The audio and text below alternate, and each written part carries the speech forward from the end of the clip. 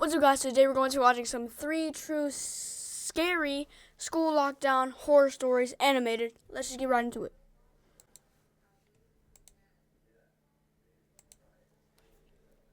Three students from Westlake High had gone missing in the past month. The police were out on the hunt. Some said they'd been spotted at the abandoned mall on Route 16. Others whispered about a van circling the neighborhoods around school. Our parents started driving us to class. Teachers patrolled hallways during breaks, and the district implemented twice-weekly lockdown drills just to be safe. The first thing I noticed wasn't his face, it was the smell. Copper and chemicals, like pennies soaked in bleach.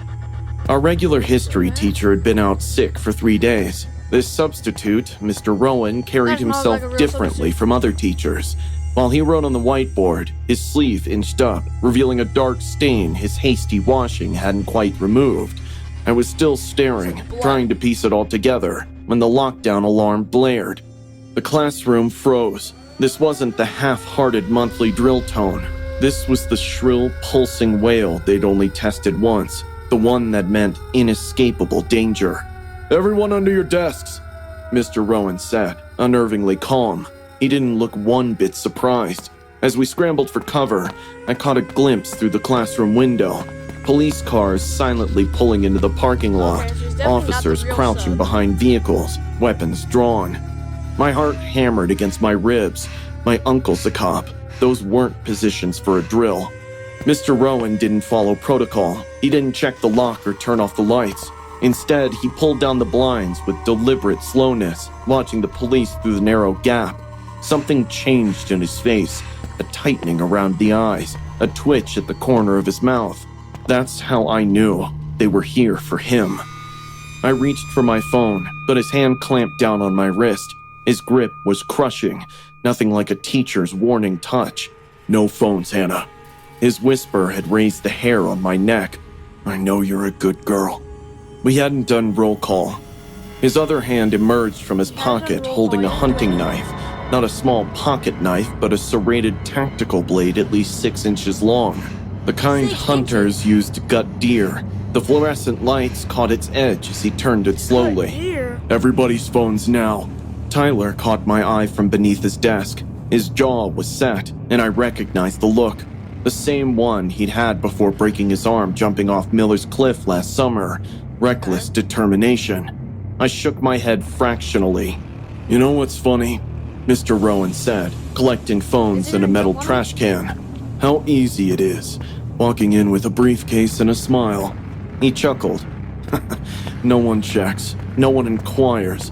You just say you're from the district office, and they hand you a classroom full of kids." A soft whimper came from somewhere in the room. He whirled toward the sound, nostrils flaring. "Shut up!" His voice changed, dropping any pretense of normalcy. "Or I'll give them something to find besides the janitor." Janitor? I froze. Mr. Keller had been missing since Monday.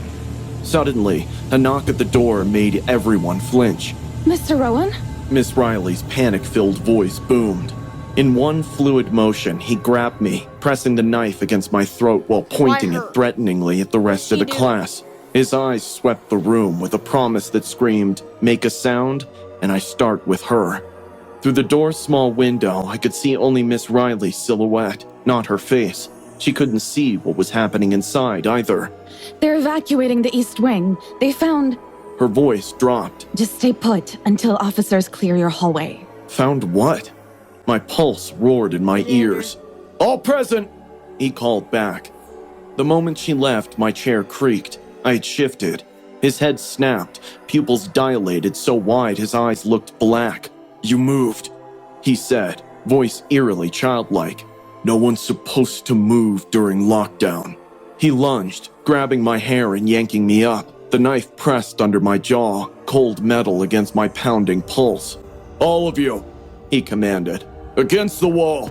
My classmates stood up, trembling. "You're coming with me," he whispered in my ear, his breath hot and sour. Suddenly, Tyler launched himself from behind a desk, swinging the metal leg he'd twisted off of his chair. It connected with the substitute's knee with a sickening crunch. The man howled, slashing wildly. The blade caught Tyler's arm, opening a gash that immediately bloomed crimson. But the distraction was enough. I slammed my elbow into his ribs and broke free. Everyone get him! I lunged for the classroom phone, jabbing the emergency button. Room 207! I screamed into the receiver. He's got a weapon! He's not a teacher! The substitute's face contorted with rage. He limped toward me, knife raised high. "I've got it, people, for less!" He snarled, lunging forward, but Tyler tackled him from behind. They crashed into desks, a tangle of limbs and blood and fury. Other students joined in now, desperation overcoming fear, throwing books, chairs, anything to slow him down. The door burst open. 2 officers rushed in, weapons raised, shouting commands that blurred together in my adrenaline-soaked brain. The substitute was pinned, cuffed, dragged upright. As they pulled him past me, he turned, his face inches from mine, and smiled. Promising, terrible, like a death mask carved from flesh. "You disappoint me, Hannah," he whispered, so softly only I could hear. "I know where you sit, what you smell like when you're afraid." They shoved him forward, but he looked over his shoulder, mouthing 2 words. "Next time." Later, we learned the truth. Samuel Ketch was a man wanted in 3 states for crimes against kids and teenagers. He'd walked out of a maximum security psychiatric ward 2 days earlier, leaving 3 orderlies dead with their throats cut, the same way they'd found Mr. Keller, our janitor, stuffed behind the boiler in the East Wing basement. The real substitute had been found in the trunk of his own car, 3 miles from the school. Sometimes at night, I can hear that soft click of the box cutter. I've switched schools, but I check the substitute's cuffs every time a regular teacher is out. Dang, that's crazy. What if she saw blood again? I keep replaying that moment in my head, the moment when Liam let go of my hand, the moment I should have held on tighter. It was supposed to be a normal Friday, Mr. Carter droning on about quadratic equations while I texted Liam about weekend plans. Just 2 more periods until freedom. No one saw it coming. Ryan had always been strange, quiet, lurking in corners, staring at people for too long, but he was just another weird student at our high school. People made fun of him, but I tried my best to be nice to him. We exchanged smiles a few times in the hallway until Liam told me that he was getting creepy vibes from him, and I stopped looking his way. Then, he was lost in shadows. Until that day, the school intercom came to life. "Attention, this is a lockdown. This is not a drill. Please go to the designated safe areas immediately." At first, no one moved. Then I saw Ryan sprinting past our door, a huge knife in his hand. His hands were dripping red. The hunting knife in his grip glistened under the neon lights. But his eyes, his eyes, they were completely empty. Black pools that seemed to soak up the light around them. His lips were curved into a smile that gave me goosebumps. Someone was screaming. Mr. Carter rushed to the door. "It's jammed!" he shouted, panicked. Bang! Ryan slammed against the door, laughing, a high, childish giggle that didn't match the blood smeared across his face. "Let me in!" he sang, voice lilting like a twisted nursery rhyme. "Let me in or I'll blow your pretty little heads off!" Liam grabbed my arm. "Noah, help me!" he yelled, dragging a heavy desk toward the door. We slammed it against the frame, just as Ryan's knife slipped through the gap, narrowly missing my eye. "I can smell your fear, Noah, baby!" Ryan sniffed through the crack, inhaling deeply. "It's delicious." His eye pressed against the small window in the door, bloodshot and unblinking. "I've been practicing for this day, Noah. The others didn't scream enough. I know you'll shriek." A chill ran down my spine as his tongue darted out, licking blood from his lips. Suddenly, we heard shouts in the hallway. Teachers and security dashed in, momentarily distracting the monster. Ryan stepped back, tilting his head like a curious animal. "Hide and seek," he whispered. "Ready or not?" "Now!" Liam hissed, and we yanked the desk away and fled. The hallway was a nightmare. Sprinklers drenched everything, making the floor slippery with pinkish water. Bloody handprints smeared one wall where someone had dragged themselves away. 2 freshmen huddled by the lockers, clutching bleeding wounds. "He cut us and then just watched," one whimpered. Like, why would people, like, go, you know, like, be, like, a school, you know, killer? And, like, that's, like, not, like, good. Like, why would you handle your anger like that? I mean, like, you can talk to someone, but, like, you shouldn't, like, you know, go Something about loving our pain. Halfway down the hall, I saw Ryan standing motionless at the other end, knife raised, head tilted at that unnatural angle. He removed his hoodie, revealing a vest covered with wires and bulging packages. "No more running," he called, voice echoing. Then softer, almost intimate, "I need to see inside you, Noah." We ran. Liam slipped, crashing into the lockers. Before I could help, Ryan was there, moving unnaturally fast, knife slashing. I swear his feet barely touched the ground. I ripped a fire extinguisher from the wall and swung it, connecting with Ryan's shoulder. He didn't even flinch, just smiled wider. "That tickles," he giggled, eyes dilating. "Want to see what real pain looks like?" He lunged at Liam, who barely dodged the blade. By then, we had reached the emergency exit. Through its window, red and blue lights flashed. Help was waiting. Liam turned to me, face pale with terror. "You go first," he said, voice shaking. "No, we're going together." I grabbed his wrist and he shook his head. "Don't waste time, hurry!" I stepped through the door, cold night air hitting my lungs. I turned back, reaching for Liam, our fingers connecting. That's when I saw Ryan behind him, appearing like a shadow. His eyes met mine as his arm plunged forward. "No!" I screamed. The knife entered Liam's back. His eyes went wide, mouth opening in a silent gasp. Ryan's face transformed with pleasure, eyes rolling back slightly as he twisted the blade. His tongue darted out again, tasting the air like a snake. "Beautiful," he sighed, as if witnessing something transcendent. The cops were running toward us now, but Ryan wasn't done. The blade flashed again, driving into Liam's side with a wet sucking sound. I couldn't let go of his hand. I couldn't. "Just hold on, don't let go," I begged. Blood bubbled from Liam's mouth, but somehow he managed to smile. "Live your life, mate," he whispered, his fingers going slack in mine. And then he let go. I screamed as his hand slipped from mine, as his body crumpled onto the concrete. The cops tackled Ryan, who didn't resist. He just stared at me over their shoulders, smiling that unnatural smile. "I'll see you in your dreams, Noah," he said, voice carrying impossibly over the chaos. Hours later, I sat on the curb outside the school, wrapped in a shock blanket. Someone had washed Liam's blood from my hands, but I could still feel it, sticky between my fingers. The paramedics couldn't save Liam. He was gone before they even closed the ambulance doors. As dawn broke, I stared at his bloodied school ID, trying to focus on his smile rather than Ryan's words. Sometimes at night, I still feel Liam's hand slipping from mine. I wake up grasping at air, trying to hold on tighter this time, but I can't. And somewhere in juvenile detention, Ryan waits. The guards report he doesn't sleep, just sits perfectly still, staring at walls, smiling. Sometimes, in the darkest hours of the night, I swear I can feel him watching me through the miles between us.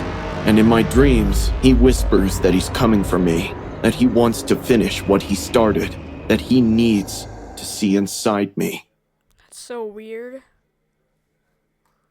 I was halfway through my second cup of coffee when the call came. It was Mrs. Gallagher, my daughter's homeroom teacher. While sobbing, she told me the school was in lockdown as a mad high schooler got in with a gun. The mug fell from my hand and shattered on the kitchen tile. I grabbed my keys and raced out the door, already dialing 911. I ignored the traffic laws. The only thing in my head was Bloom, my daughter, my only child. She was all that was left of my wife Claire, who died 5 years ago. I'd raised Bloom alone, shielding her from everything, and now she was still in a school with a kid with a gun. The outside of the school was in total chaos. Police cruisers, ambulances, and fire trucks blocked the road with their flashing lights illuminating the pavement with violent streaks of red and blue. Officers in tactical gear yelled orders into the radio. Parents were gathered at the barricade yelling for their children. I shoved through the crowd, barely able to breathe. "Derek, step back!" It was Officer Brady from my neighborhood. I grabbed his sleeve, my voice raw. "My daughter's in there. She has asthma. She could suffocate. Let me in." He shook his head firmly. "We have it under control. You need to stay back." "You don't understand," I hissed. "If she panics, she could collapse. She needs me." Brad's expression didn't soften. "We'll get her out. You just have to let us do our job." For a moment, I stood there, fists clenched and my body shook with helpless rage. I could hear the cries of parents ringing in my ears, but I was not going to be still while my daughter was in there. I slipped back away from the crowd and gingerly walked around to the back of the building. I discovered the loading dock, which was completely empty. There were no officers and no barricade. That's when I saw it, a window, slightly open, big enough for me to squeeze through. I didn't hesitate. I pushed the window up, climbed up onto the ledge, and fell inside. My hands stung after the fall, but I didn't care. I was inside the building. The hallway was dark, with flashing emergency alarms projecting dim red lights. The sounds of faint sirens wailed in the background, but were muffled by the heavy silence. I moved slowly, hugging the wall. My breath came fast and shallow. Every step felt too loud. Suddenly, a loud gunshot made my ears ring. Down the corridor, windows shattered, sending glass cascading onto the tile. My legs locked for half a second, but then I moved, faster now, toward Bloom's classroom. I knew precisely where it was. Turn left, room 214.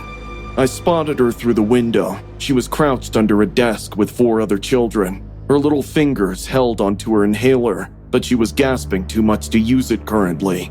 Her lips were pale, and her chest rose and fell in small, short breaths. I didn't care if I exposed myself. I opened the door. "Bloom!" I hurried to her and got to my knees. Her eyes widened in recognition, but there was no voice. Her fingers were fumbling with the inhaler. "Breathe, not baby, just like we practice." I could hear the shake in my voice. "Nice and slow." Her hands were too shaky.